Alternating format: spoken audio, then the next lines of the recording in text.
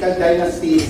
Kung matuloy ang federalismo, malaki ang pagbabago sa kasalukuyang sistema ng gobyerno. Sa legislative branch halimbawa, ang mga senador hindi na pagbobotohan ng buong bansa, kundi rehiyon kung saan sila tatakbo. 2 senador kada rehiyon ang pwedeng ihalal sa bawat 18 rehiyon. Kasama na ang Bangsamoro at Federated Region of the Cordilleras. Ibig sabihin, magkakaroon ng 36 na senador, mas marami sa kasalukuyang 24. Sa federal government, 4 na taon ang termino ng bawat senador, mas maikli kumpara sa kasalukuyang 6 na taon. Pareho naman ang kasalukuyan, pwede pa ring maupo sa 2 magkasunod na termino ang bawat senador. Ayon sa draft, hindi higit sa 400 ang magiging kongresista. 240 sa kanila ay iboboto sa distrito, habang 160 mula sa proportional party representation na pagbobotohan tulad ng party list system ngayon. Mas marami kesa sa kasalukuyang 290 na congressman ngayon. Kasi yung kalahati doon inire-reserba sa marginalized sector. What will happen in 3 elections is all these party list organizations, they will be evolving into full-fledged political parties.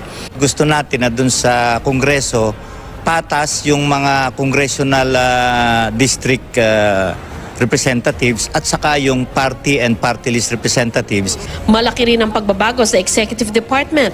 Tandem na ang pagboto sa presidente at vice nito na nasa isang ticket. Hindi katulad ng nakagisnan na hiwalay ang pagboto sa kanila at pwedeng manalo mula sa magkaibang partido. Sa ilalim ng federal government, garantisado ring may posisyon sa gabinete ang vice-presidente at di na siya dadaan sa confirmation. Bawal din sa federal government na ma-appoint sa gobyerno ang asawa, anak at kamag-anak hanggang 4th degree of consanguinity and affinity. Ang judicial branch, magbabago rin ang setup. 4 ang magiging hukuman: Federal Supreme Court, Federal Constitutional Court, Federal Administrative Court at Federal Electoral Court.